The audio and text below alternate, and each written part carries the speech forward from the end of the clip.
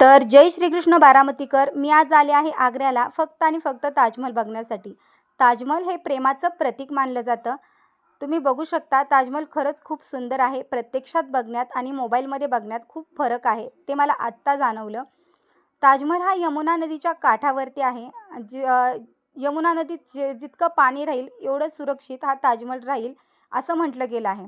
ताजमहलच्या ज्या भिंती आहेत, ज्या साईडला त्या मिनार आहेत, त्या मिनार एका साईडला वळलेल्या आहेत। त्याचं कारण म्हणजे एकच की जेव्हा एखादी विपत्ती येईल, भूकंप वगैरे येईल, तेव्हा ताजमहलच्या मेन घुमटाला धक्का न लागता एका साईडला हे मिनार कोसळतील, यामागे हा हेतू होता।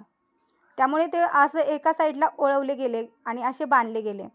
तर तुम्ही बघू शकता चारही मिनार एकसारखे आहेत आणि घुमट खूप सुंदर दिसतोय। त्याच्यावरती जे काम केलंय ते खरंच खूप आकर्षक वाटलं। आणि महत्त्वाची गोष्ट म्हणजे 1000हून जास्त हत्ती हे त्यांचे खजिने आणण्यासाठी वापरले गेले होते। ताजमहलला ज्या वस्तू लागतील त्या आणण्यासाठी 1000हून जास्त हत्तींचा वापर केला होता।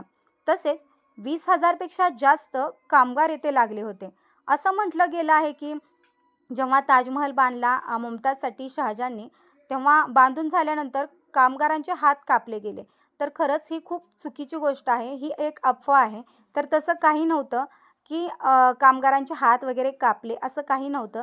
तर त्याच्यामागे एक अफवा होती। त्याचं कारण एक आहे की जेव्हा ताजमहल पूर्ण झाला तेव्हा सगळ्या कामगारांना बोलवण्यात आलं होतं आणि त्यांच्याकडून एक करार केला, एक आड घातली त्यांना शहाजहाननी की तुम्ही ही अशी कलाकृती दुसरी कोणतीच बनवायची नाही आणि त्यांना पुरेल एवढा, आयुष्यभर पुरेल इतका धन संपत्ती देण्यात आलं होतं आणि त्यांना सांगण्यात आलं की परत ही अशी प्रतिकृती बनवण्यात येणार नाही, असं वचन घेतलं होतं।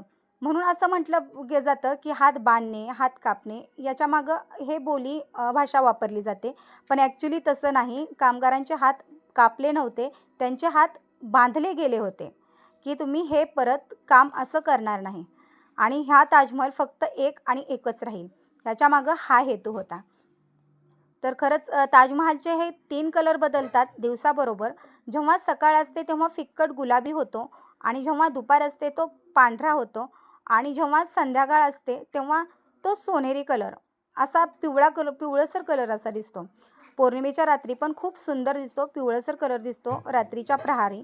तर खरंच खूप छान वाटलं मला तिथं येऊन आणि पाहून। आता आम्हाला लाल किल्ला पण बघायला जायचं आहे, तिथला पण व्हिडिओ मी लवकरच सेंड करेन।